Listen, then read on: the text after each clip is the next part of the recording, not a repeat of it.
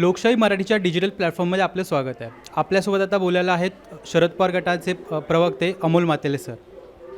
अ, लोकशाही रुद्राच्या पोलनुसार मविया आणि महायुती यांच्यात काटेकी टक्कर बघायला मिळते.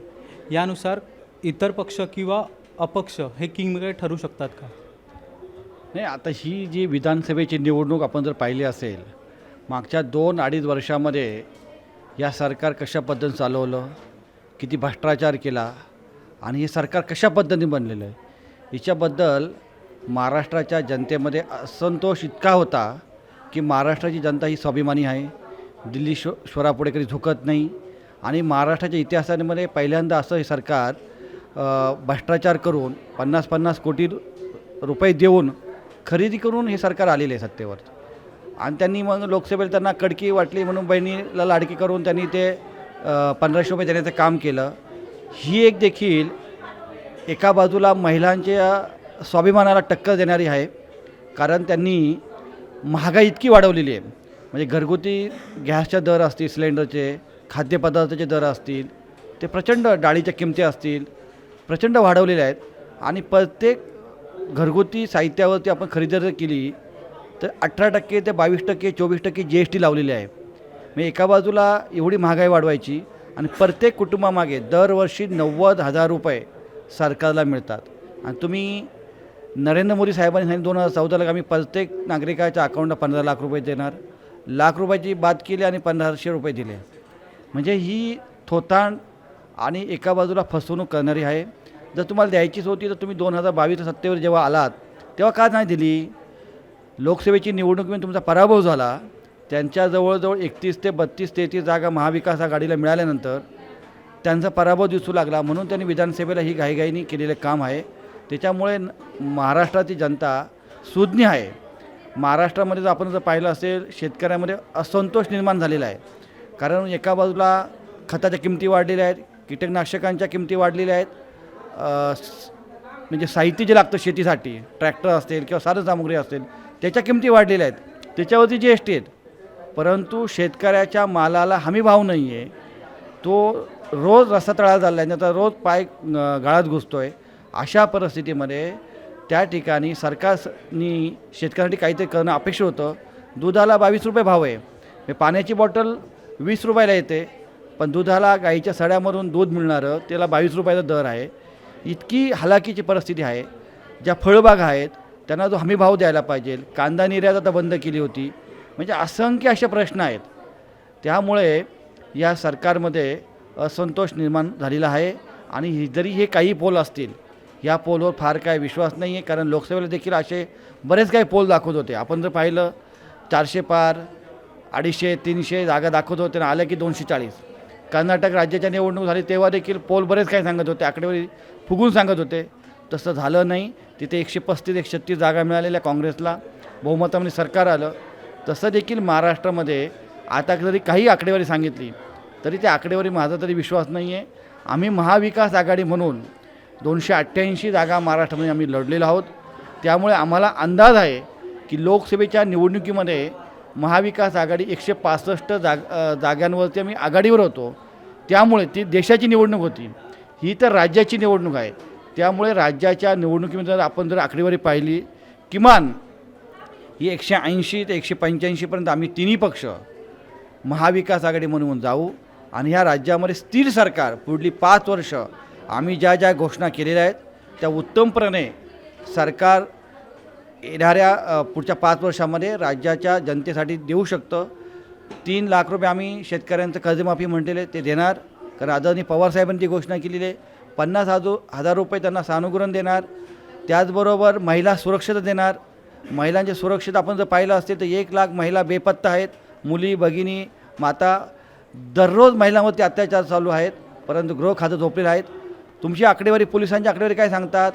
जवळजवळ 62,000 गुन्हे नोंद झालेले आहेत महिलांवरती, पण कुठेही महिलेला न्याय मिळाला नाही. बदलापूरमधली अशीच घटना घडली, ज्या वेळेला महिला एक गरोदर होती, आपल्यावर अन्याय होतो आहे, पोलीस स्टेशनला जाते, त्या ठिकाणी एक महिला ऑफिसर त्यांची साधी नोंद घेत नाही. 12 तास त्या महिलेचं थांबवून ठेवलं. म्हणजे हे कोणाच्या सांगण्यावरून चाललेलं आहे? आता जर देखील पाहिलं तर अँटॉप हिल या परिसरामध्ये सायन कुडेवाडा भारतीय जनता पार्टीचे 2 आमदार म्हणजे प्रसाद लाड आणि प्रवीण दरेकर दादागिरी करतात पोलिसांशी, कसं वागतात. म्हणजे सत्तेची माज आणि सत्तेची बऱ्याच दिवसापासून त्यांच्यावर त्यांना माहितीवरच आमचा बाप सागर बंगला बसलेला आहे असं ते म्हणतात. त्यामुळे त्यांना कोणती भीती राहिलेली नाही आहे. म्हणून ही दादागिरी मगरुरी घालवण्यासाठी पुन्हा एकदा 23 तारखेला महाविकास आघाडी सरकार सत्तेवर येणार आणि हे जनतेत सरकार असणार आणि जनतेच्या हितासाठी पुढील 5 वर्ष कटिबद्ध राहून चांगल्या पद्धतीने काम करणार. लोकसभेप्रमाणे विधानसभेलाही जरांगे फॅक्टरचा मवियाला फायदा होणार आहे का? आता ते आपल्याला दिसेलच. ज्या पद्धतीने मराठा आरक्षण 2014ला त्यांनी बऱ्याच उल्लंघना केल्या, बऱ्याच घोषणा केल्या. धनगर समाजाला आम्ही पहिल्या कॅबिनेटमध्ये आरक्षण देऊ असं ते सांगत होते. परंतु 10 वर्षामध्ये बऱ्याच कॅबिनेट झाल्यात. जवळ 7.5 वर्ष सत्तेमध्ये होते. पूर्ण गव्हर्मेंट त्यांच्या हातात होतं, देशामध्ये सत्ता होती. परंतु त्यांनी कुठेही आरक्षण देण्याचं काम केलं नाही. परंतु मराठा समाजाची कशी फसवणूक केलेली आहे हे त्यांनी जे पाप केलेलं आहे, मराठा समाज त्यांना माफ तर करणार नाही आणि नक्कीच याचा फायदा महाविकास आघाडीला झाल्याशिवाय राहणार नाही. तुमचं म्हणणं आहे की महाविकास आघाडीचं सरकार पुन्हा सत्तेत येईल, तर त्यानुसार महाविकास आघाडीचं सरकार आलं सत्तेत तर त्याचा मुख्यमंत्री पदात कोण असेल? आता महाविकास आघाडी सत्तेवर येणार आहे, पण 23 तारखेला जेव्हा आमचं बहुमत सिद्ध होईल तेव्हा आमच्या सर्व पक्षाचे वरिष्ठ म्हणजे आमच्या पक्षाचे आदरणीय पवारसाहेब असतील, तिकडे काँग्रेसचे राहुल गांधी जे असतील, उद्धवसाहेब असतील, ही सगळी मंडळी हुशार आहेत, मातब्बगार आहेत, त्यांना अनेक वर्षाचा राज्याच्या राजकारणाचा देशाच्या राजकारणाचा अनुभव आहे. त्यामुळे सगळे बसून निर्णय घेतील. जो काही निर्णय घेतील तो राज्याच्या हिताचा असेल. राज्याला पुढे नेण्याचं काम करणारा मुख्यमंत्री या राज्यासाठी दिला जाईल. परंतु मागच्या 2-2.5 वर्षांत जे काही गद्दारी करून या ठिकाणी मुख्यमंत्री पद मिळवलं आणि जो काही गद्दारीचा जो शिक्का लागलेला आहे ते पुसण्याचं काम नक्कीच आमचं महाविकास आघाडी सरकार करेल. म्हणजे राष्ट्रवादीकडून सुप्रिया सुळे, जयंत पाटील यांचं नाव चर्चेत आहे, तर ते होऊ शकतात का मुख्यमंत्री? आता मी साधा पक्षाचा प्रवक्ता आहे, मी युवक संघटने मुंबईचा अध्यक्ष आहे. त्यामुळं मी जे काही बोलेल त्याला काय अर्थ नसणार आहे. आदरणीय पवारसाहेब जो निर्णय घेतील तो आम्हाला मान्य असेल आणि पवारसाहेबांबद्दल आपल्या सर्वांना माहिती आहे की उद्धव साहेबांना देखील पवारसाहेबांनी मागच्या 2019च्या निवडणुकीमध्ये देखील मुख्यमंत्री केलं. पवारसाहेब कुणालाही मुख्यमंत्री करू शकतात, कुणालाही मंत्री करू शकतात, तो त्यांचा निर्णय आहे.